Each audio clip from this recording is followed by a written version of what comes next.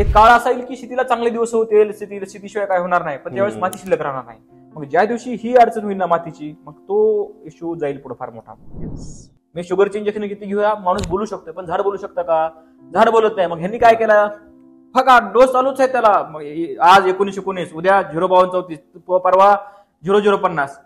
मातीची गरज बघा. 5,000 रुपये ते 5 लाख रुपयाचा कॅन्सरचा इन्शुरन्स घेतील किंवा कॅन्सरची ट्रीटमेंट करतील. अगदी अगदी. पण तो होऊ नये म्हणून खर्च नाही. पण तो होऊ नये म्हणून 50 रुपयाची कोथिंबीर घेणार नाही. तुमचा गहू महाराष्ट्रामधला 100% ऑर्गॅनिक आहे. तुमची तूर 100% ऑर्गॅनिक आहे. तुमचा मूग 100% ऑर्गॅनिक आहे. हरभरा, pulses are 100% organic anyhow, by nature, by default. तुम्ही अमेरिकेमधले 200 शेतकरी कमवले ते तर मला नोकरी करायची गरज नाही. बरोबर. वर्षभर जरी मी 2 शेतकरी सांभाळले तरी माझं पोटपाणी चालतं. बरोबर.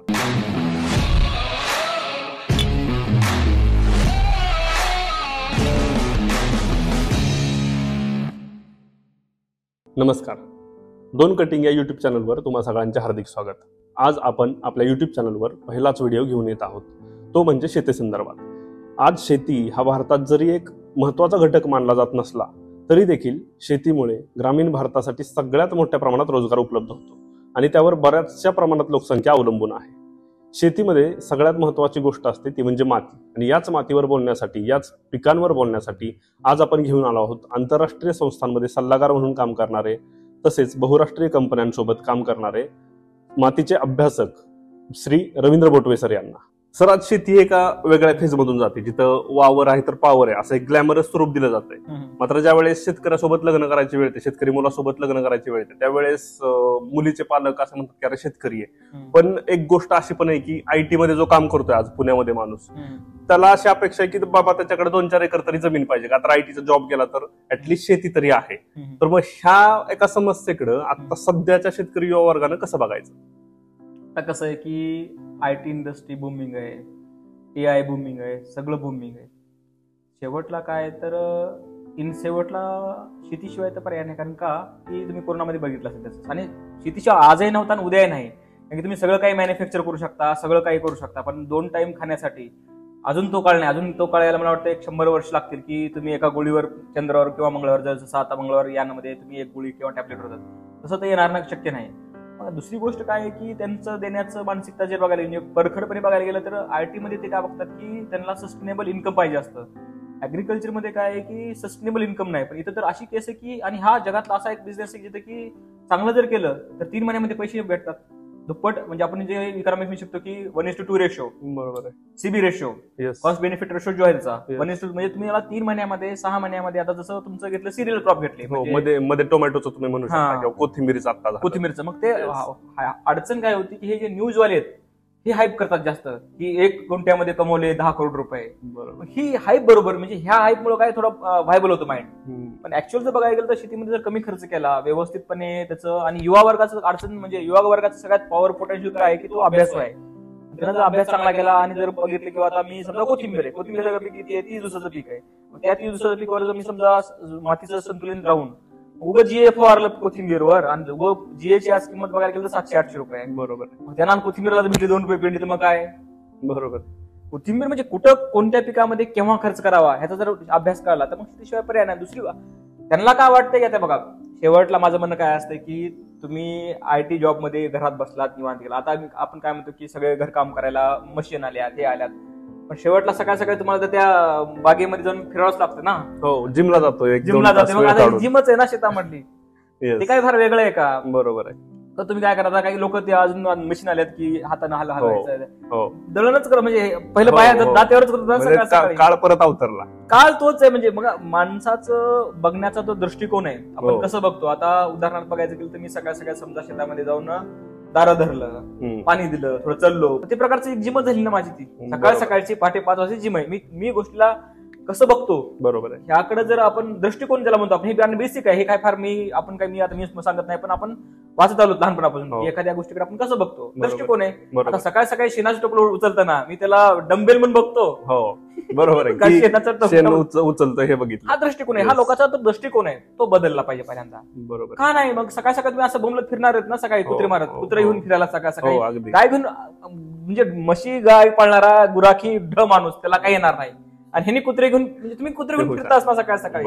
हा दोन्हीचा कॉन्टॅक्ट जो आहे तो लोकांना समजणं गरजेचं आहे, दृष्टिकोन बदलणं गरजेचं आहे. शेतकरी आहे म्हणजे फार गरीब आहे आणि माझं तर क्लिअरली म्हणणं असतं की तुम्ही सगळ्यात पहिल्यांदा ना शेतकऱ्याला गरीब म्हणणं सोडून द्या. तर तुमचं जे म्हणणं आहे की लोकांना बघायचा ग्लॅमर जो आहे तो ग्लॅमर काय आहे की ते म्हणतात का की एखाद्या गाढवाला मस्त कलर देऊन हे घेऊन तुम्ही बाजारात घोडं म्हणून बसू शकता. ज्यावेळेस खरी पळायची वेळ ती त्यावेळेस तुम्हाला घोडा कोण आहे, खेचर कोण आहे, गाढव कोण आहे हे आहे. तसं ह्या बाकीच्या इंडस्ट्रीमध्ये काय आहे की फक्त हे गाढवाला म्हणजे आपण काय म्हणतो की लोकांना बघण्याचा दृष्टिकोन जो आहे तो बदललेला आहे. आणि तो दृष्टिकोन जोपर्यंत बदलणार नाही तोपर्यंत मला वाटतं की परिस्थिती बदलणार नाही. आपण शेतीकडे कसं बघतो, जरा समजा आपण सकाळी शेतीमधली कामं करतोय, समजा की शेण काढतोय, दूध काढतोय. मला सांगा, दूध काढणे फार मोठी गोष्ट आहे. आता मशीन आल्यात गोष्ट ते वेगळी, पण दूध काढणं बोटाची हे पूर्ण दुखतं ते ज्यावेळेस आपण काढतो दूध त्यावेळेस पोटात हे होतं. मी सर बघितलेलं असं की एक दूध काढणारा एक माणूस होता, त्याचं वय साधारणपणे सर 60-65 आसपास होतं, पण त्याला ऍब्स होते. सो ही म्हणजे ऍब्स साठी आज लोक डाएट घेतात, प्रोटीन्स घेतात, जिम करतायत, सगळं करतात. पण हा माणूस काय करतोय, आहे ती भाजी भाकरी खातोय, दूध काढतोय आणि ऍब्स बनवतोय. असं जेव्हा तुम्ही करता ना तेव्हा इथं त्याचा हे पडतो. मग ते आपण तसं मग तुम्ही सकाळ जाऊन मग आपण एखाद्या गोष्टीकडे बघतो कसं, ह्याच्यावर सगळ्यात मोठं निर्भर आहे की तुमचा दृष्टिकोन कसा आहे. आणि शेतीला जर बघायला गेलं आज नाही, पण अडचण मला कुठं दिसती माहिती का, हे लग्न हे गोष्टी तर काय एकदम ते ग्रामीण भारताची सगळ्यात मोठी अडचण आहे ती की आज लोक शेतकरी मुलगी न मिळणं हे अडचणी आहेत. पण ह्याच्यापेक्षा मोठी अडचण मला काय वाटते की एक काळ असा येईल की शेतीला चांगले दिवस होतील, शेतीशिवाय काय होणार नाही, पण त्यावेळेस माती शिल्लक राहणार नाही. मग ज्या दिवशी ही अडचण होईल ना मातीची, मग तो इश्यू जाईल पुढे फार मोठा. आता हे जर शेतीचा प्रश्न निघालाच, आता त्यामध्ये एक गोष्ट आहे की काम आपण आधी भरपूर करायचो, म्हणजे आपण स्वतःहून शेतकरी कामामध्ये एंगेज राहत होता. पण आता काय झालेलं की दैनंदिन कामं जी शेतीतली आहेत ती आपण मशीनने करायला लागलो किंवा एका स्प्रेइंगवर करायला लागलो. जसं की भांगलण्यासाठी आधीच्या काळात आपण मनुष्य वापरायचो, एक बायका लावणे असेल किंवा पुरुष लावणे असेल, तर हे भांगलायची काम आपण त्यांच्याकडून करून घ्यायचो, स्वतः आपण शेतीमध्ये झाटायचो. पण आज आपण काय करतो, ट्रॅक्टर फिरव किंवा विडीसाईड मार किंवा एक तासाच्या कामात आपण सगळं उरकून घेतोय. पण त्याचे हे भविष्यात आपल्याला तोटे होणार आहेत का? आता त्याच्यामध्ये जर बघायला गेलं तर सगळ्यात पहिल्यांदा तोटा जर बघायला गेलं की आज काय झालेलं आहे की जर तुम्ही बघितलं 4 कंपन्या ओन द मशिनरी बिझनेस, तुमचं जॉन डियर आहे, कुबोटा आहे, एस्कॉट्स आहे, ह्या कंपन्यांनी काय आहे आणि इंडियामधल्या काही आहेत. पण शेतीमध्ये ज्या दिवशी ट्रॅक्टर हा कन्सेप्ट आला त्या दिवशी मातीची जी परिस्थिती आहे ती बघत गेली. मी सांगत नाही, मी जी बोलतोय ते तुम्ही जर तुम्हाला इंटरनेटवर तुम्ही काय करा, डस्ट बाउल बघा. डस्ट बाउल म्हणजे काय होतं की अमेरिकेमध्ये अशी जंगलं होते. मग जंगलामध्ये असताना काय झालं की त्यांनी अचानक जमीन नांगरायला सुरुवात केली. जे जमीन वर चांगला थर होता तो एकदम भुसभुशीत झाला आणि हवेचे एवढं वादळ निघायला सुरुवात झाली की अक्षरशः तिथं भूकमरी आली. डस्ट बाउल मुळे अनेक लोकांचे प्राण गेले, भूकमरी आली. मग इथं काय व्हायला आता की अननेसेसरी लोक मला म्हणतात की मातीमध्ये सगळ्यात जास्त जीवांची संख्या किंवा आपण काय म्हणतो मातीचं स्ट्रक्चर कशामुळे बिघडतं, मातीचं स्ट्रक्चर बिघडण्यामागे सगळ्यात मोठं की तिला जास्त खालीवरी करणं. जितकं तुम्ही आणि आपल्या काय आपल्या डोक्यात काय भरलंय माहिती का, विद्यापीठांनी किंवा इतर अशा लोकांनी जमीन कशी मला क्लीन पाहिजे. अरे क्लीन ते काय डायनिंग टेबल आहे का? बरोबर आहे. तिथं जमिनी एक चमचा मातीमध्ये करोडो जीवाणू असतात आणि करोडो जीवाणू त्याचे वाहक आहेत. बरोबर आहे. तिथंच कुजणार आहे. देव माणसामधलं गाणंच आहे ना, मातीतून आला मातीतच जाणार आहेत शेवटला. मग तिथं तुम्ही क्लीन करून काय करणार, ती डायनिंग टेबल नाही ना. बरोबर आहे. जी गोष्ट जशी जंगलात गेल्यास तुम्हाला दिसतं का एकदम क्लीन काही, ते तुम्हाला बायोडायव्हर्सिटी आणि biodiversity make the beautiful things. Yes, विविधता हीच सुंदर गोष्ट बनवते. बरोबर. आपल्या डोक्यात जी कन्सेप्ट टाकून दिलेली आहे की एकदम your field will be clean and neat. बरोबर, ते मोठी गोष्ट आहे. मग तसं तुम्ही म्हणालात की जर टेक्नॉलॉजीचा कुठं उपयोग आहे, टेक्नॉलॉजीचा उपयोग असा आहे शेतीमध्ये की तुम्ही कोणता रोग येणार आहे, कोणती कीड येणार आहे, मग त्या किडीवर सध्या त्याचे फॅक्टर काय येतं, वातावरण बदल जो आहे, ह्युमिडिटी आहे, तुमचं टेम्परेचर आहे, त्याचा काय परिणाम पडतो, ही टेक्नॉलॉजी चांगली आहे की प्रिडिक्शन करण्यासाठी, फोरकास्ट करण्यासाठी. राईट, ती टेक्नॉलॉजी वापरायची. दुसरी गोष्ट काय, नवीन मॉलिक्यूल निघत आहेत, इनोव्हेटिव्ह मॉलिक्यूल आहेत काही ग्रीन केमिस्ट्री मधले, मित्रकिडीला हानिकारक नाहीत. पुन्हा फॉर्म्युलेशन काही नॅनो बेस फॉर्म्युलेशन. आता नॅनो बेस फॉर्म्युलेशन म्हणजे नॅनो खत नाही, ते फार मोठा विषय. कारण की नॅनो खतावर फॉर्म्युलेशन म्हणजे काय की एखाद्या खताची जी परिणामता आहे ती एकदम कमी होणं.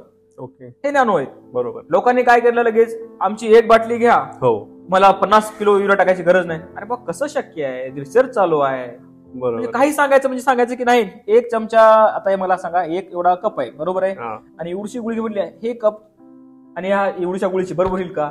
चहा पिण्यामध्ये जी एनर्जी आहे ती करणं शक्य नाही ना. म्हणजे काहीतरी इरलेव्हन दाखवायचं की बघा एक बाटली, बघा एक टेक्निकल घटक काय आहेत ह्याच्यावर अभ्यास नाही. मग याच्याकडे सर तुम्ही एक असं बघता का की बाबा कंपन्या असतील किंवा आता एक कंपन्या ऍग्रिकल्चर मध्ये निघाला विषय निघतो की डीलर्स सुद्धा, तर ह्यांच्याकडून शेतकऱ्यांची फसवणूक होते आणि ह्या फसवणुकीला शेतकरी बऱ्यापैकी बळी पडतोय. तर यातून मार्ग काढत शेतकरी एक सस्टेनेबल वेनं शेती करून उत्पादन मिळवू शकतोय का? आता काय झालेलं आहे बघा की डीलर आणि डिस्ट्रीब्युटरचं बघायला गेलं तर डीलर लोक परेशान आहेत आणि कंपनीवाले सुद्धा डीलर सोबत परेशान आहेत. ह्या दोघांचं अडचण आहे बरं का. म्हणजे मी आता सिजंटा हे मोठ्या मोठ्याच्यामध्ये काम केलेलं आहे त्यामुळे मला माहिती आहे की काय अडचण आहे. आज एमएनसी वाल्या डिस्ट्रीब्युटरला ऐकायला तयार नाही, डिस्ट्रीब्युटर एमएनसी ऐकायला तयार नाही. काय झालेलं माहिती का, दोघांची मार्केटमध्ये एकूणमेकाच्या ह्याच्यामध्ये कॉन्फ्लिक्ट म्हणजे काय अडकलेत पैसे सगळ्यांचे. ह्याचा सगळ्यांचा बाजार कुणावर पडतो माहिती का, ह्या दोघांचा खबर पडतो शेतकऱ्यावर. माल डम्पिंग करणं, एखादं समजा लिंकिंग करणं, ह्याचे प्रकार ह्याच्यात भरडला शेतकरी जाणार आहे. बाकी शेवटला कंपन्या हातवरी करणार, डीलर हातवरी करणार. शेवटला जो प्रेशर म्हणतो आपण, जसं एखाद्या कंपनीमध्ये किंवा याच्यामध्ये म्हणतो की टॉप मॅनेजमेंट प्रेशर मध्ये ते कोणाला देणार, सीओला प्रेशर देणार, सीओ कोणाला देणार, त्याच्या मॅनेजरला, मॅनेजर कोणाला, एम्प्लॉयला, आणि त्याचा जीव जाणार. बरोबर. तसं शेतकऱ्याचं ह्याच्यामध्ये पण मला एक वाटतं की शेतकऱ्यांनी ह्याच्यामध्ये एक आणि हे चांगली कन्सेप्ट निघाली की शेतकरी उत्पादक कंपनी. त्याचा काय गोंधळ झालाय आता सध्या, मी जे म्हणतोय ना की शेतकरी उत्पादक कंपनीचा गोंधळ काय की साजनच्या नावावर महाजननं दुकान टाकलेलं आहे. म्हणजे आज बऱ्याच शेतकरी कंपन्यांना स्मार्ट जागतिक बँकेतून फंड भेटलेला आहे. जागतिक बँकेतून फंड भेटला किंवा तुम्ही एकत्र या काहीतरी करा त्याच्यामध्ये. पण ह्यांनी काय केलेलं माहिती का, उगं गोडाऊन दाखवायचं, ते 2,000, 10,000, 15,000 स्क्वेअर फीट गोडाऊन दाखवायचं. गोडाऊन चालतंय एक 5-6 दिवस, 5-6 महिने, नंतर त्याचं लगेच मंगल करायला.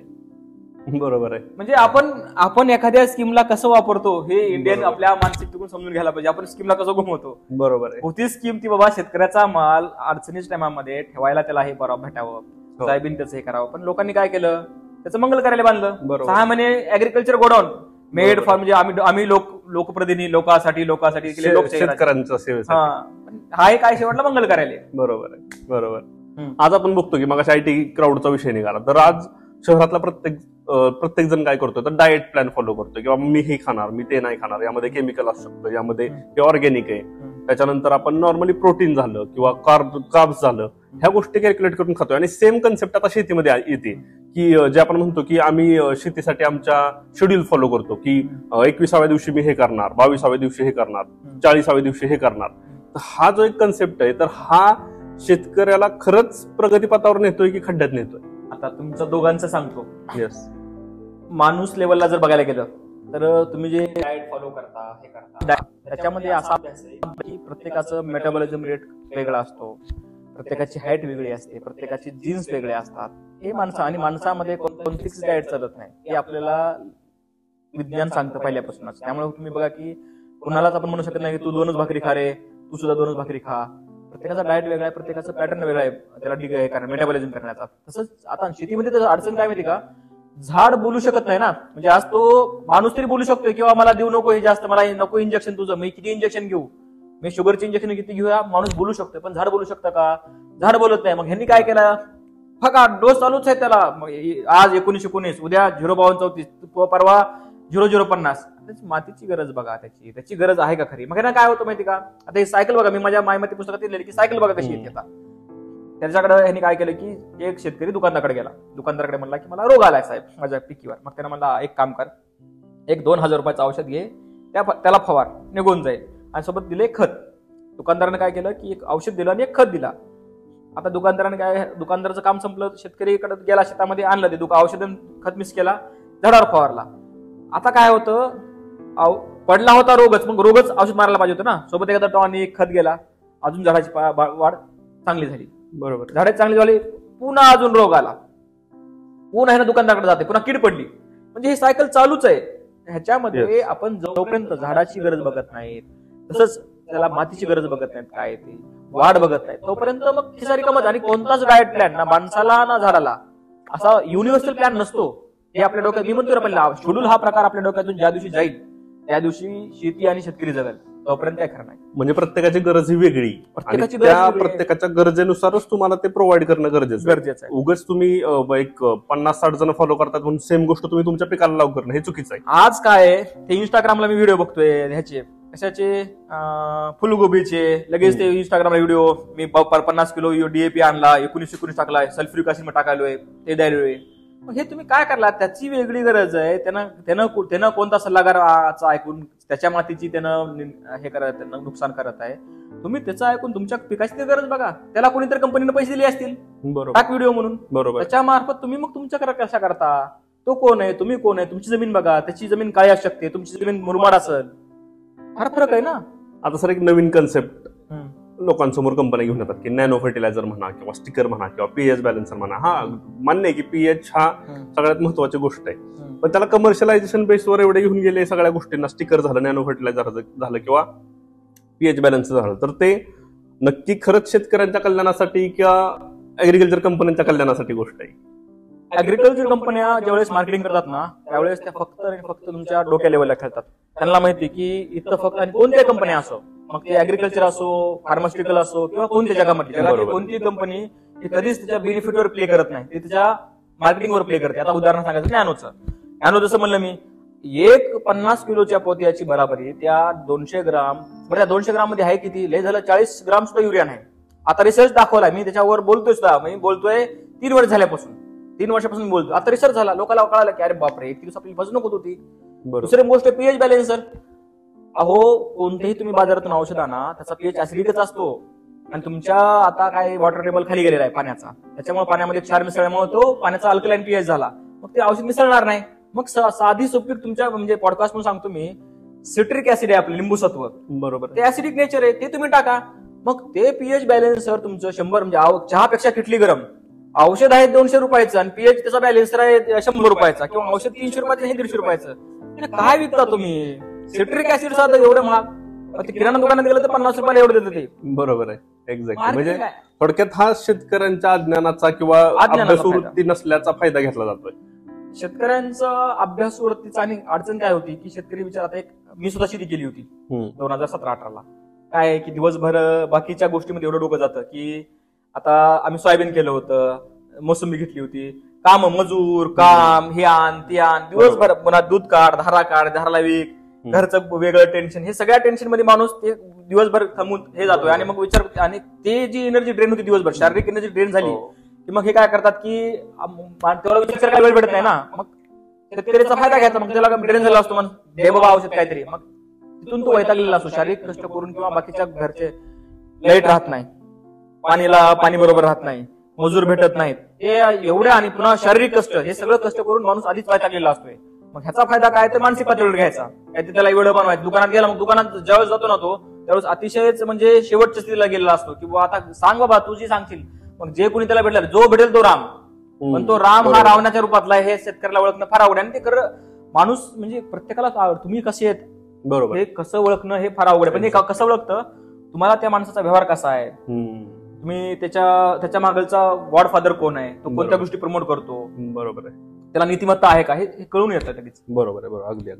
सर तुम्ही मातीवर अगदी पोटतिडकीने बोलताय, म्हणजे मातीबद्दल मी आपण ज्यावेळेस आपलं बोलणं झालं त्यावेळेस पण मातीबद्दल तुम्ही बऱ्याच काही गोष्टी बोलत होता. पण आज एक समस्या अशी झालेली की आपण जे खतं वापरतोय अधिक प्रमाणातली म्हणण्यापेक्षा एक अमानवी पद्धतीने आपण आज खतांचा वापर करतोय. म्हणजे त्याचे परिणाम काय होतील काय नाही होतील हा विचार न करता, त्याच्यामुळे ऊस बागायतदार पट्टा झालं किंवा जो बागायतदार ज्यांच्या जमिनी आहेत त्यामध्ये एक समस्या दिसून यायला लागली की पांढऱ्या जमिनी झाल्या. थोडक्यात आपण काय केले, मातीची पूर्ण राख करून टाकलेली, त्याचा युजच नाहीये, त्याची फर्टिलिटीच आज गेलेली आहे. तर ह्या समस्येवर शेतकऱ्यांनी नक्की कशा प्रकारे बघितलं पाहिजे आणि त्याच्यावर उपचार म्हणून काय केलं पाहिजे? त्याच्यावर मातीवर आता काय आज बाजारामध्ये, आणि ह्याचा आता बघा, ह्याचा फायदा मार्केटिंग लोकांनी कसा घेतला, तुमच्या जमिनीच्या क्षार वाढत आहे, जमिनी पांढऱ्या होतात, त्यांनी काय सांगितलं की आमच्याकडे एक औषध आहे, तुम्ही जर ते टाकलं तर 3 महिन्यामध्ये तुमचं माती भुसभुशीत, फॉस्फरिक ऍसिड टाकून माती तर लगेच भुसभुशीत होती ना, पण लॉंग टर्म व्हायली का, लॉंग टर्म काय व्हायली की स्वतः मातीमधला मायक्रोरायझा मरून जायला आहे फॉस्फरिक ऍसिड गेल्यामुळे. हे सायंटिस्ट मी जे काही बोलतो ना ते सायन्स आहे, तुम्ही गुगलवर चेक करू शकता. अगदी.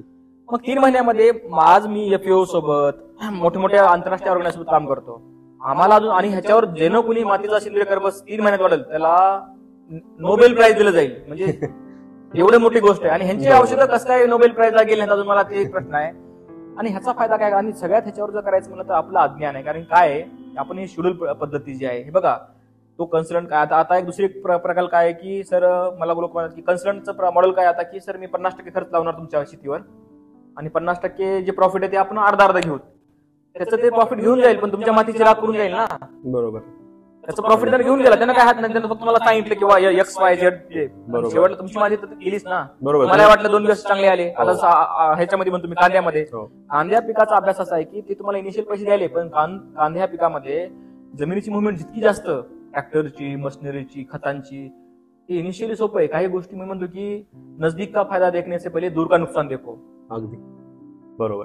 तर हे नुकसान आपल्याला कळायला पाहिजे. हे नुकसान आपल्याला समजून घ्यायला तयार नाहीत. बरोबर. आपली काय मानसिकता आहे की माती खराब व्हायली, माती खराब व्हायली, मग माती खराब व्हायली नुसतं बोंबलून किंवा सगळं पोटतिडकीने सांगून तर मी माझा प्रयत्न काय असतो किंवा तुम्हाला पीक फेरपलट करा. बरोबर. मी तुम्हाला तेच सांगतो जे की आज 100 वर्षापूर्वी गोष्टी सांगितल्या, फक्त मी त्यात बदल काय करतो की त्याची सीड रेट किती असावं, का घ्यावं. बरोबर आहे.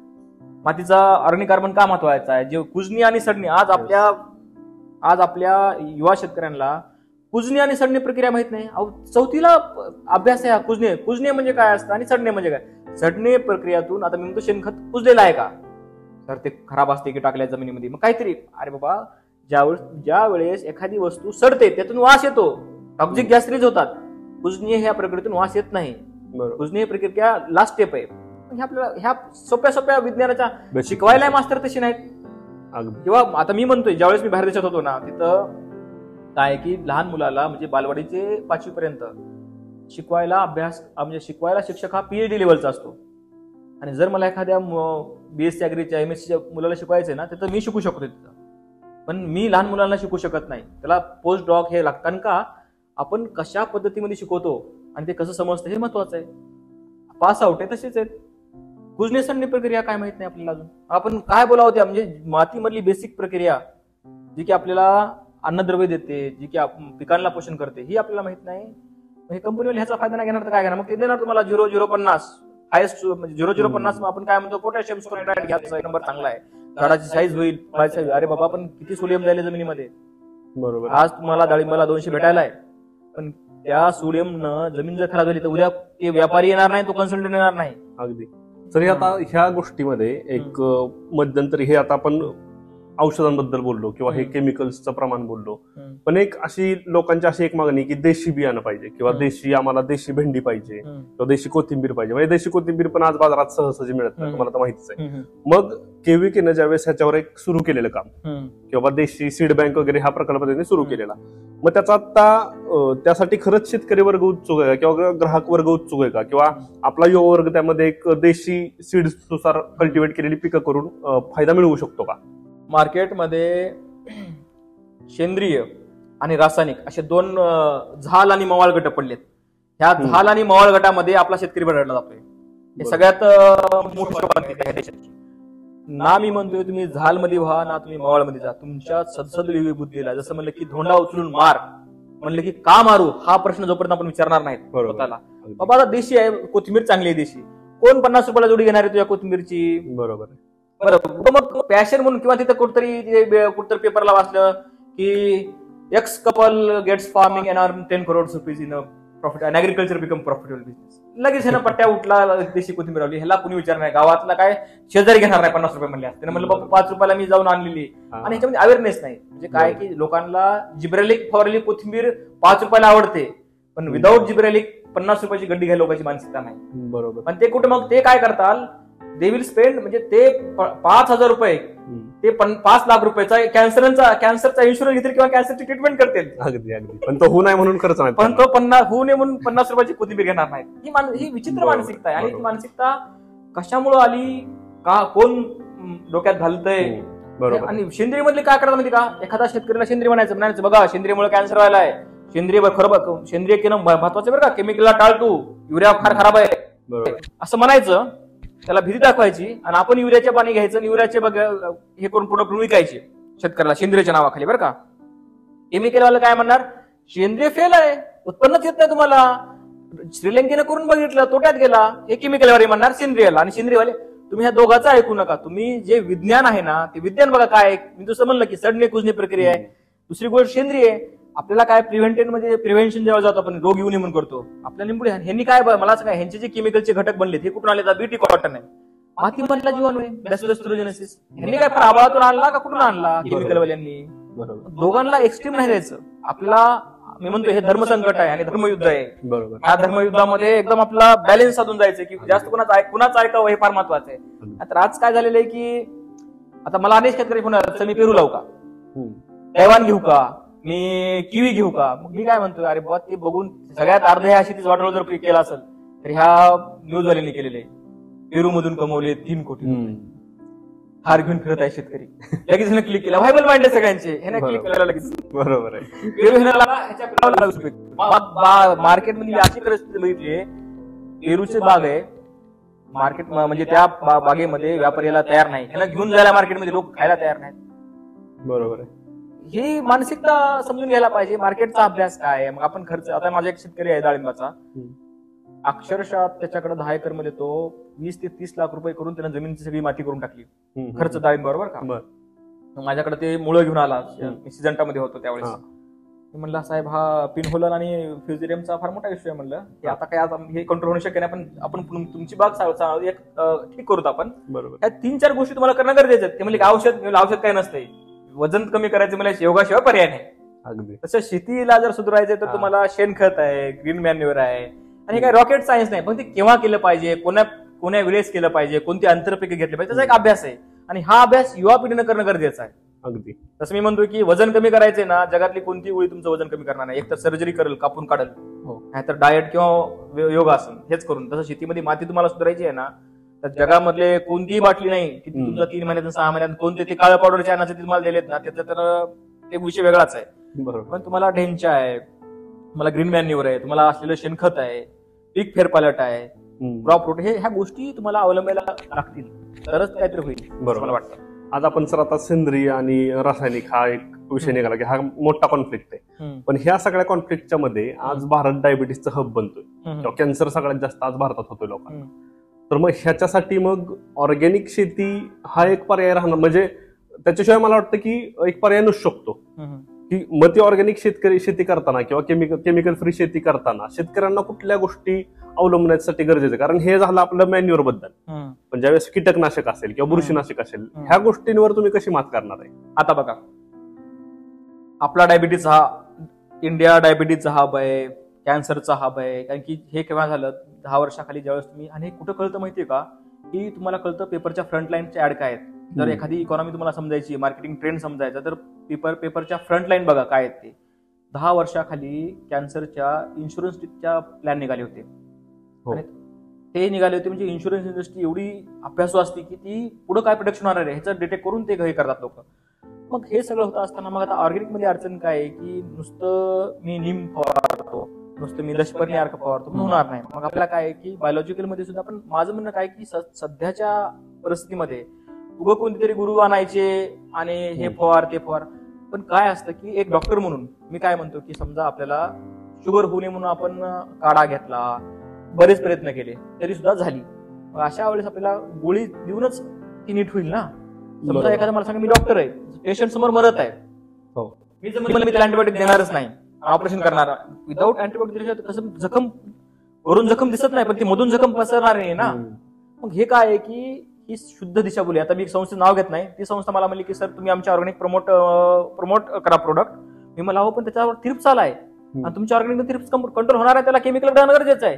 नाही सर आपण फुल्ली ऑर्गॅनिकच करतो. अहो पण म्हणलं ते शेतकरी आपण कमिटमेंट केली म्हणे वरच्या म्हणजे एनजीओ सोबत, म्हणजे फंडिंग ऑर्गनायझेशन कमिटमेंट केली आम्ही फुल ऑर्गॅनिक करणार, म्हणजे तुमच्या फंडिंगसाठी निष्णात शेतकऱ्यांचा बळी द्यायचा का? मग काय दुसरी गोष्ट काय, तुम्हाला वाटतं ना इंडिया डायबिटीज कॅपिटल कमी व्हावं, इंडियामध्ये कॅन्सर, रेग्युलेशन घाला ना.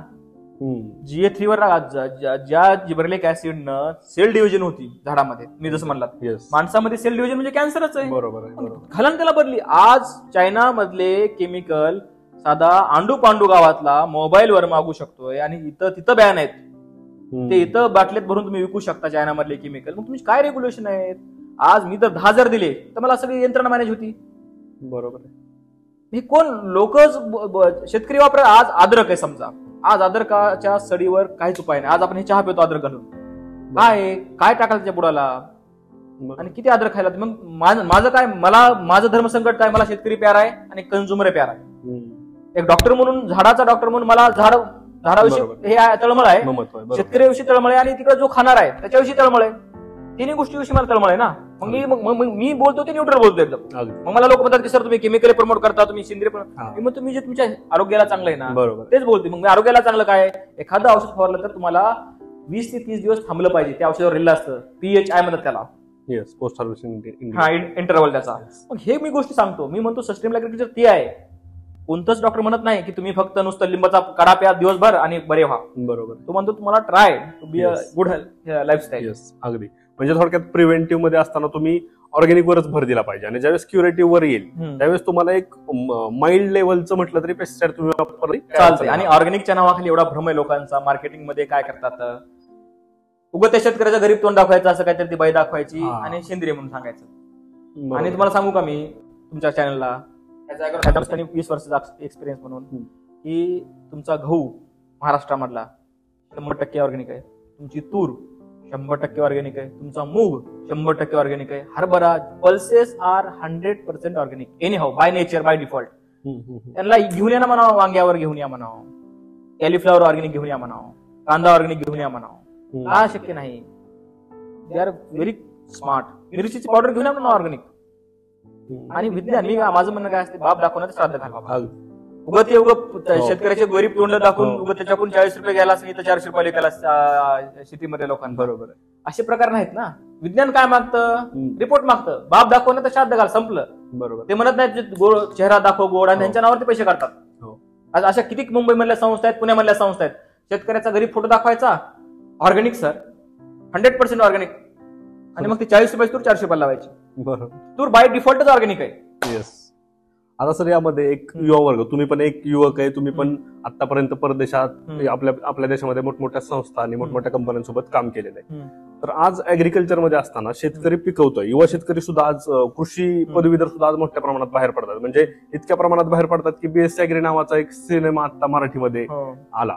तर त्यामध्ये हे जे युवा पिढी आहे त्यांनी प्रोडक्शन करण्यासोबतच त्याचं पोस्ट हार्वेस्टिंग असेल किंवा एक्सपोर्ट असेल, यामध्ये काही तो करिअर करू शकतोय का, आणि त्यामध्ये करताना त्यानं काय काळजी घेतली पाहिजे? आज जर बघायला गेलं तर पोस्ट हार्वेस्ट हा जो विषय आहे तो एकदम नॅशनल स्टेजमध्ये आहे. पोस्ट हार्वेस्टवर आज कितीतरी स्कोप आहे. आज नेस्ले, हिंदुस्तान युनिलिव्हर, ह्या मोठ्या मोठ्या कंपन्या, त्या ट्रेडर जे आहेत ना गुजरात मधले इथले, हे बल्क लेवलला ड्राईंग करून विकत आहेत त्यांना. आज गावागावामध्ये महिला बचत गटाकडे जर सोलार ड्रायर दिले एखादं, आणि सगळ्यात महत्त्वाचं मुलगा, आज प्रत्येक गावामध्ये एक चांगल्या तरुण युवकानं मार्केटिंग जरी सुरू केली शेतकऱ्यांच्या मालाची तरी त्याला काय करायचं. आज तुम्ही बघा की साधा कांदा आहे 30 रुपये 35 रुपये शेतकऱ्याच्या दारातून खरेदला जातो. बरोबर. पुण्यात येऊस तर 70-80, म्हणजे जितका पैसा हा शेतकरी कमवत नाही त्याच्या दुप्पट व्यापारी कमवतो. मग का? मग हे कोण लोक कमवालेत? They are organise player. ते अजून सुद्धा पुढे ह्याच्या लेवलचे हायेस्ट ऑर्गनाइज झालेले आहेत. त्यांनी काय झालेले आहेत माहिती का? आता त्यांनी गोडाऊन बांधायला सुरुवात केलेली, त्यांनी त्यांना सप्लाय कोण करायलंय? मग आपला तरुण जोपर्यंत त्या प्रोसेसिंग मध्ये येत नाही, जोपर्यंत ती व्हॅल्यू चेन समजत नाही, कोणत्या व्हॅल्यू चेन मध्ये काय ऍडिशनल फायदा आहे ते आपल्याला जोपर्यंत समजणार नाही, मग काय होईल की कॅपिटलिझम, मी म्हणतो की कॅपिटलिझम चांगला आहे. मी कॅपिटलिझम म्हणजे त्याला भांडवलवादाला मी विरोध करत नाही, पण तो एकाच हातात गेला ना. जसं आता काय झालं काल परवा, जिओची 2 घंट्याकरता रेंज गेली. किती ऑप्शन होते? जवळपास 30 ते 40% लोक ठप्प झाले. That is the monopoly is wrong. मोनोपॉलीचं म्हणजे का रॉंग होती की आपल्या बायोलॉजीमध्ये एक असतं की नोड आणि इंटरनोड असतात, की एखाद्या ह्याच्यावर एखादी सिस्टीम जी आहे ती सिस्टम स्टेबल करण्यासाठी त्याला 5-6 आधार असतात. बरोबर. मुळांचा. बरोबर. मग समजा एक जर मुळ असेल, तुम्ही जर मक्यामध्ये बघितलं, मक्यामध्ये काय त्याला अशी ऍडव्हान्टेज, त्याला असे मूळ आहे, त्यामुळे मग किती जरी वारा आला ते पडत नाही. बरोबर. तो जर एका मुळाला असला, ऊस बघा तुम्ही, छप्पन. बरोबर. जितकी रूट म्हणजे जितकं त्याचं नेटवर्क स्ट्रॉंग तितकी ती वस्तू स्टेबल आहे, जितकी ती एकावरच राहिली तितकी टॉपल डाऊन. बरोबर. तसंच आता ही अडचण काय की पोस्ट हार्वेस्ट मध्ये मोजके प्लेयर आहेत आणि ते डिसाइड. मग आपल्या पोरांना स्कोप आहे ना. आता मला सांगा, मिरची आहे, हळद आहे, बरोबर, तुम्ही विज्ञानावर विका हो. तुम्ही लोकांना गरीब चेहरे घेऊन विकू नका. तुम्ही लॅब टेस्ट दाखवा की sir we are producing 0% residue. आम्ही सस्टेनेबल ऍग्रिकल्चर प्रॅक्टिसेस फॉलो करतो. कशाला जाता बाकीच्या कंपन्याकडे? अहो ते फक्त स्टोरी विकतात. We are selling the quality product.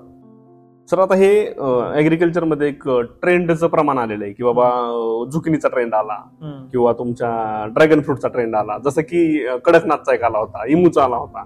तर ह्या ट्रेंडवर फोकस करून शेतकऱ्यांना तिकडे वळायचं की जे त्याचं सस्टेनेबल आहे, जे त्याचं ओरिजिनल क्रॉप आहे, इथल्या भूमीतलं जे इथलं मूळ पीक आहे, त्या मूळ पिकावर स्टक राहणं कुठली गोष्ट जास्त गरजेची आहे?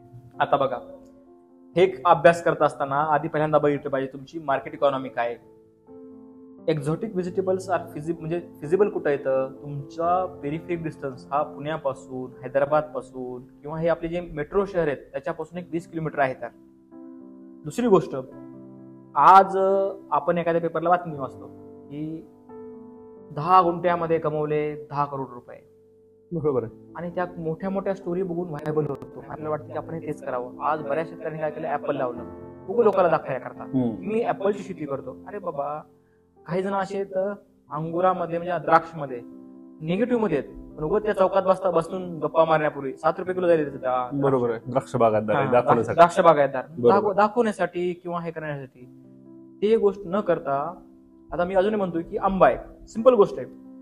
दरवर्षी 100 ते 150 रुपये प्राइस घेऊनच येतो. जर तुमच्याकडे कॉस्ट ऑफ कल्टिवेशन कमी आहे, फार आंब्यामध्ये खर्च कमी आहे, तुमचं हे आहे आपलं पेरू आहे, डाळिंब आहे, हे जे जुने पिकं आहेत आपली ना, त्याच्यामध्ये जुने पिकं म्हणत नाही मी, फळबाग त्याच्यामध्ये आलेत व्हरायटी, अपग्रेडेशन आहेत. तैवान पेरू आला, आंब्यामध्ये केशर आलाय, अजून त्याच्या व्हरायटी येत आहेत. बरोबर. हे जे अपग्रेडेशन आहे ना, म्हणजे लोकल क्लायमेटला काय आपल्याकडे येऊ शकतं. जसा तुमचा आता हे पट्टा आहे आपला माळशिरस हा पूर्ण पट्टा आहे, खडकाळ जमीन आहे, तर कोरडं हवामान आहे, 1 नंबर डाळिंब येतं.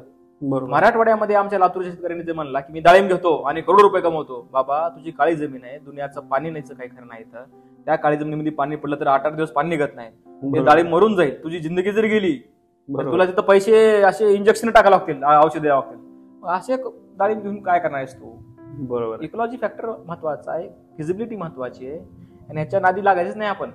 आपण पहिल्यांदा ह्याच्यामध्ये बघायचं आपलं मार्केट काय आहे, आपली माती काय आहे, आणि ह्या दृष्टीनेच आपण नियोजन करायचं. Don't go by the hype. Yes. आता सर एक ज्वलंत प्रश्न आहे की आज पोरं डिग्री घेतात किंवा बीएससी अग्रिकल्चर पूर्ण करतात, त्याच्यानंतर शिक्षण घेतल्यानंतर एक सगळ्यात मोठा प्रश्न आहे की जॉब. कारण की जॉब एक तर मिळत नाहीत, मिळाले तर तसं त्यांना पाहिजे तेवढा पैसा मिळत नाही किंवा तसे सॅलरी मिळत नाही. तर हे जे शिक्षण प्रक्रिया आहे बीएससी अग्रिकल्चरची, यामध्ये विद्यार्थ्यांनी त्यामध्ये कशा प्रकारे बघितलं पाहिजे की मला बाबा काय शिकलं पाहिजे, मी त्यात काय नॉलेज घेतलं पाहिजे, आणि मी बाहेर गेल्यानंतर मी काय केलं पाहिजे, ह्या गोष्टींचं कोड अजून पण मोस्ट ऑफ लोकांना सुटलेलं नाहीये. तर ह्याच्यावर काय आपण सांगू शकतो? झालंय काय, ऍग्रिकल्चरमध्ये प्रायव्हेट अग्रिकल्चरचे कॉलेज आले, साधे पोरं शिक्षक म्हणून घेतलेत. ते पोरं अर्धे एमपीएससी करायला येतं, अर्धे कॉलेजवर शिकवायलेत. बीएससी अग्री करून बेसिक, आता मला बऱ्याच शेतकऱ्यांचे फोन आहेत, अर्धे तर अग्रिकल्चर झालेले आहेत. ते सर उसाला काय टाकू, पपईला काय, फायटोप्थेरा सिंपल रोगाचं मेकॅनिझम काय, डिजीज सायकल काय. पण दुसरी गोष्ट काय, आता शिकून तरी काय, एमएससी अग्री झालाय, पीएचडी झालाय, काय करायला आहे, त्या डीलरच्या दुकानदाराच्या चटाई उचलायला आहे. बरोबर आहे. पीएचडी होऊन आता, आणि हेल्थमध्ये काय ऍटलिस्ट काय, किंवा शिकून सवरून डॉक्टरकडे एमआर येतो, सांगतो की बाबा हे आमच्या कंपनीच्या गोळ्या आहेत. इथं काय माहिती का, हा पीएचडी झालेला आहे, एमए झालेला आहे, ते रिटेलर किंवा ते डीलर जी अंगठा पास आहे, 10वी पास आहे, ह्याला त्याला सांगायला आहे की साहेब हे औषध असं आहे, आणि त्याने शेतकऱ्याला सांगायला, किती विरोधाभास आहे. बरोबर आहे. अगदी की ज्याला काही येत नाही, ज्याला शेतीतलं कळत नाही, बरोबर, त्याच्याकडे हा पीएचडी वाला जातोय, सर हे आमचं औषध आहे, तुम्ही शेतकऱ्या, म्हणजे मध्ये एक वरचा लेवलचा, खालचा लेवलचा माणूस, आणि पुन्हा ते असं वरी, म्हणजे असं आणि असं. बरोबर आहे. ते कसं यायला पाहिजे की एखादा एमएससी पीएचडी झालेला डॉक्टर माणूस शेतकऱ्याच्या शेतावर जायला आहे, तो विकायला आहे. आता तरी बरं आहे की काही जणांनी सुरू केली दुकानं, पण ते दुकानं सुरू करून, आणि अशी लोकांनी दुकानं सुरू केली. आणि अडचण काय माहिती का, हे इंडस्ट्रीमध्ये जे जास्त शिकलेले आहेत ना ते बाहेर आहेत. बरोबर. अग्रिकल्चरमध्ये तुम्हाला कारण त्याला माहिती की इथं मी 100 शेतकरी सांभाळू, सर तुम्ही मला स्कोप काय येते. तर आज बाहेर देशामध्ये सगळ्यात, आता मला बघायला गेलं मी अमेरिकेमधले 200 शेतकरी कमवले, तिथे मला नोकरी करायची गरज नाही. बरोबर. वर्षभर जरी मी 2 शेतकरी सांभाळले तरी माझं पोटपाणी चालतं. बरोबर. पण तसा स्कोप सुद्धा आहे. अग्रिकल्चर तुम्ही चांगलं शिकलात तर तुम्हाला चांगला स्कोप आहे. बेस्ट तुम्ही 2 शेतकरी जरी पकडले अमेरिकेमधले, कॅनडामधले, बरोबर, इथं तुम्हाला काय लोकांच्या काय डीलरच्या कशाला पायाच्या सतरंजी उचलता, तिथं 2 शेतकरीच पकडा, खाणं पिण्या घेऊन यू आर द किंग. बरोबर आहे. बरोबर आहे. मी दुबईला जा म्हणत नाही, दुबईला तर कोण, पण कॅनडा आहे, अमेरिका आहे, जर्मनी आहे, युरोपियन कंट्री, एकदम किंग लाईफ जगा. Be a farm adviser. इथं कुठे ह्यांच्या चटाई उचलता, डीलर अंगठे तुला विचारणार की हा साहेब हा वेळ आहे का त्यांना त्याच्यात बसणार, बरोबर त्यांना 10 कुठं घेणार, मग ते यस यस यस, मग त्याच्या दाढी मिशा खाजवायची तुम्हाला दिवसभर बसून तेव्हा ते तुमचा माल घेणार. बरोबर आहे अगदी. सर, आज आपण कृषी क्षेत्राशी निगडीत असलेल्या प्रत्येक गोष्टीमध्ये हात घातला आणि त्याला एक बहुमूल्य असं मार्गदर्शन केलं. आज तुम्ही बऱ्याच बहुराष्ट्रीय संस्थांसोबत सल्लागार म्हणून काम करताय, बहुराष्ट्रीय कंपन्यांमध्ये आज तुम्ही काम केलेलं आहे आणि त्या ज्ञानाचा वापर आज आपण महाराष्ट्रातल्या शेतकऱ्यांसाठी करायचा या उद्देशानं आज 2 कटिंग या चॅनलवर आम्ही तुम्हाला आमंत्रित केलं होतं. तर तुम्ही तुमचा बहुमूल्य वेळ दिलात, तुम्ही तुमचं बहुमूल्य नॉलेज आमच्यासोबत शेअर केलं, त्याबद्दल 2 कटिंग परिवाराकडून धन्यवाद. तुम्हाला जर आपला हा आजचा पॉडकास्ट आवडला असेल, त्याचा विषय आवडला असेल तर जास्तीत जास्त लोकांपर्यंत नक्कीच शेअर करा आणि आमच्या चॅनलला सबस्क्राईब जरूर करा. धन्यवाद. माहितीच्या अतिरेकामध्ये आज अनेक तरुण युवा शेतकरी मित्र व्हायबल आहेत. अशा वेळी 2 कटिंग या माध्यमातून तुम्ही अशा चर्चा घडवून आणलात आणि त्याच्यामुळे महाराष्ट्रामध्ये कुठेतरी समाज जनजागृती आणि जागृत महाराष्ट्र निर्माण होण्यासाठी हे एक चांगलं प्लॅटफॉर्म आहे आणि तुम्ही असेच पॉडकास्ट पुढे कंटिन्यू करावेत ही माझी इच्छा. धन्यवाद.